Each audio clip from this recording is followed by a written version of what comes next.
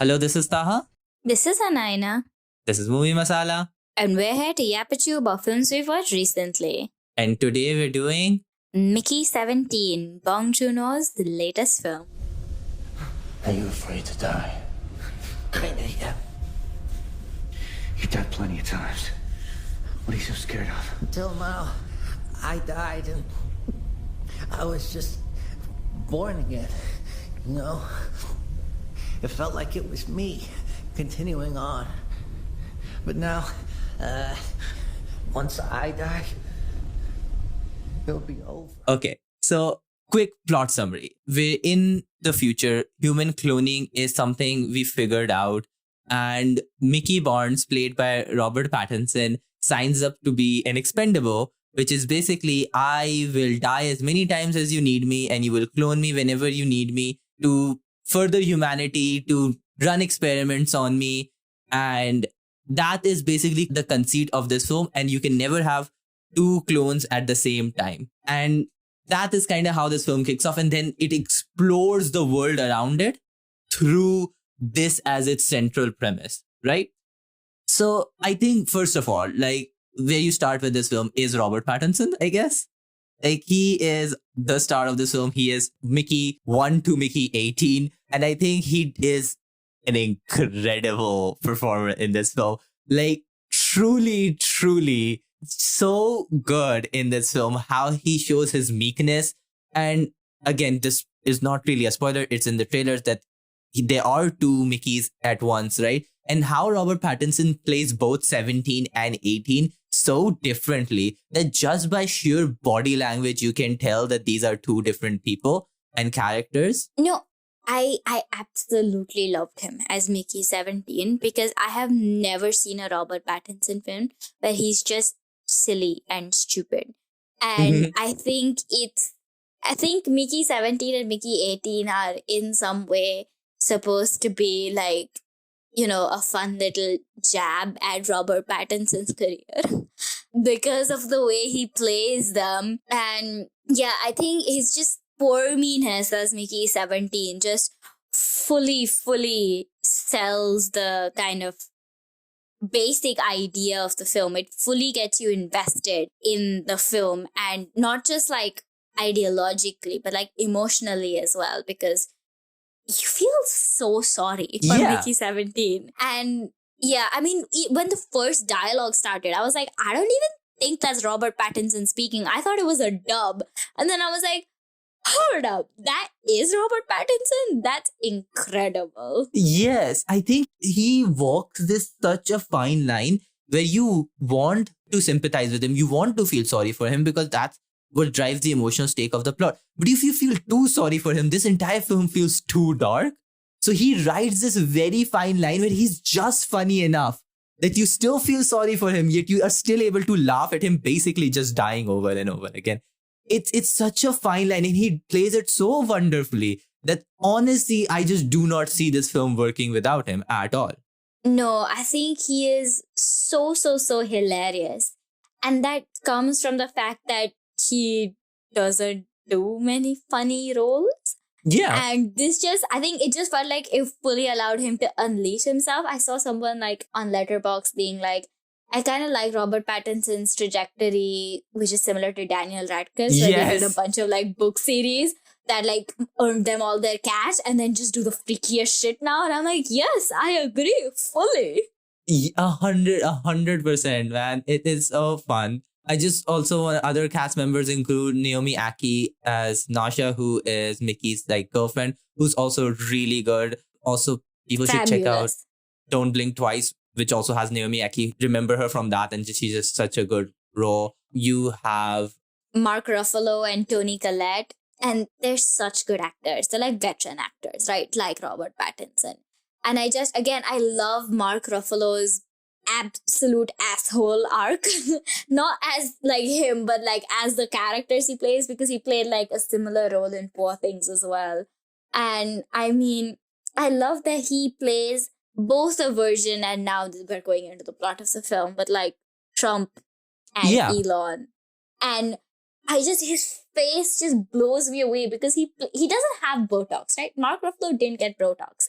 And I don't know whether he had prosthetics on for this film or not, but his face, he holds it so perfectly that I can't help but believe he has got the most awful Botox in the world, a la Donald Trump. It's such a wonderfully slappable face. You just want to slap that face so hard. You know, brown moms would hit you with a slipper. Yes. None of us deserve being hit with a slipper, but that character, he deserves being hit with the hardest brown mother slipper. Oh, it's so true. And it, again, not only just Mark Ruffalo play a really fun foil, I also love Steven Yeun's Timo as well, who is just this shittiest, grimiest person, like with friends like these, who needs enemies type of person.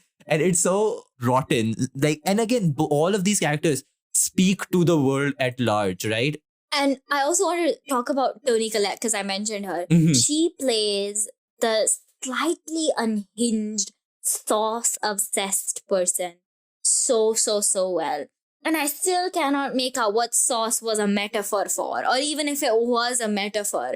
But Toni Collette fully had me believe that sauce, was integral. She just plays this gross, eerie, uncanny valley character so well. And I think the acting in this film is honestly like par excellence. 100%. The role Toni Collette plays, I feel she can fully play it in her sleep at this point. Like, she's just that good, Again, like I said, all of these roles speak to the world at large.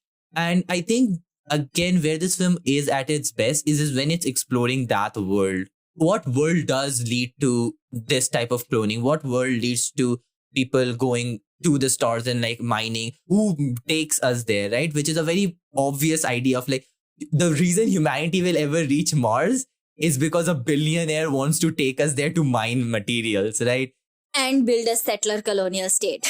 Exactly. Which again, it is very upfront about as well with Mark Ruffalo's like line of No, dialogue. I mean, I wasn't expecting anything less. But then as the film kept progressing, I was like, so he hits every single thing you possibly can. He hits settler colonialism. He hits patriarchy. He hits religious, fanaticism. He hits religious purity. He hits racial purity, like Nazism. I mean, every issue you can possibly imagine in the contemporary world, this film touches upon. Class wars, race wars, gender wars, sexuality wars, technological wars, culture wars, everything. And like, it can feel too much at one point. Like the satire does feel surely on the nose at some point. But yeah, your thoughts first.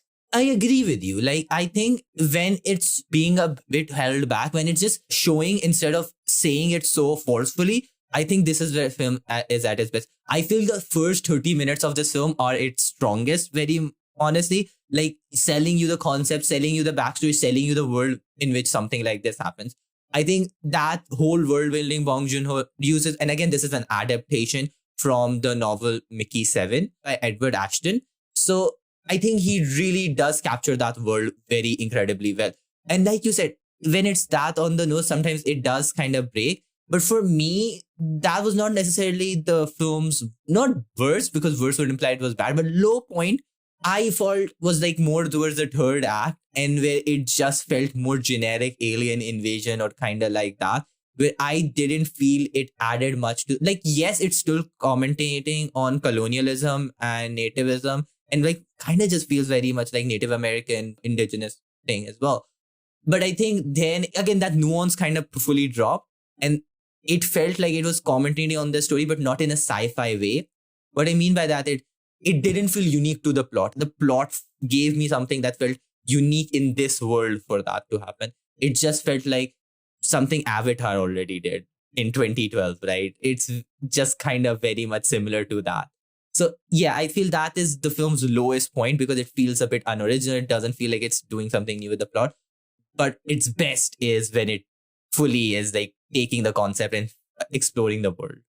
I mean, I think I understand what you're saying, that, the sci-fi-ness, the uniqueness of a sci-fi film kind of has to be there. It needs to have a unique selling point. I think, and I haven't read the book, so it would be interesting to see how the book kind of finishes the story up. And once again, I don't watch a lot of sci-fi, but I personally did not think the ending was kind of its lowest point. I did feel that, the ending, it neatly tied it up, which I know is not common in sci-fi films, which is why it might be a little bit of a, okay, let's kind of this thing. But I liked the fact that it didn't stick to what the genre demands of it, because it means that he was, in fact, experimenting. In the sense that he was trying to show, or it's a different way of a sci-fi film being. And I think the aesthetics of, not just the third act, but the entire film really speak a lot to him, like blending, sci-fi with a lot of dark comedy, with a lot of, aesthetics of dramas and stuff. Especially, I mean, this is really technical, but with like things like the lighting and the production design and stuff like that. So it does feel like he's sticking at the core with the sci-fi genre, of the being out in space and landing on this planet and whatever. And obviously with the themes of, when you're on someone else's planet, the things on that planet aren't alien. They're the natives. So that's it's a common thread in so many sci-fi things. But I do agree that, my lowest point with the film was that it felt too on the nose sometimes, like it was trying to explain it to people like they were stupid. Which, for stupid people who run certain countries, it might be useful. But yeah. No, yeah, I agree. Like, I saw this comment which was like, you can't complain about characters being caricatures when real life people act like caricatures themselves, right? At a certain point, it's art mimicking life, right? No, it's so eerie because this film was made before Trump and Elon kind of got to the point where they are now. Yeah, it was definitely made a bit earlier. It has had a rough production history and everything. But yeah, it's been in production for a while. So it obviously was made after the first stuff, but definitely way before like the election and the second term have started. So yeah, very much so.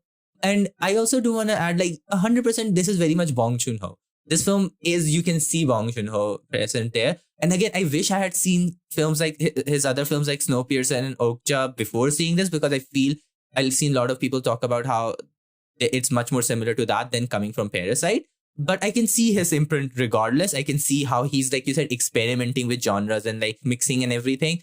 This film is not for everyone as well. Like, I feel this is not like the most tightest film. This is not the most polished film, stuff like that. It's very much his film though. And I do really hope he gets to make more stuff like this. This film is not doing incredibly well commercially, so probably we'll see. But, you can always just make a really, really okay film that earns a lot of money and then go back to doing this. Exactly. I mean, I've never believed in box office as reflecting how good or bad a film is. No, because it doesn't. Hate watching is real. And like most of the films that get Oscar nominated or like awards or whatever, most people haven't even seen. That doesn't mean those films are like the best of the best, obviously. Yeah. But it does mean that they're like some of the really good ones. It's more to say of like practically like films that don't get a lot of money, typically don't see films like that reproduced, basically. No, and I think I also read this somewhere that like Bong Joon Ho has something with capitalism. He has like a deep core relationship with capitalism and, fucking with it. And I fully agree. I mean, it's not a Bong Joon Ho if it doesn't talk about capitalism. And I think this film does talk about late stage capitalism so well. 100%. To leave off with like this quote, which I really incredibly love. A good sci-fi doesn't predict the car. It predicts the traffic jam. And I think when the film is doing that, when the film is talking about that, I think that is when it's right. So yeah, those were our thoughts. Thank you for tuning in. We also now have an Instagram and TikTok where we're publishing little short bits from the podcast. If you enjoy them, share them, follow us. The links will be in the podcast description. But yeah, thank you for tuning in. This podcast is produced solely by us, musical assets from Pixabay. See you again next time. Bye-bye.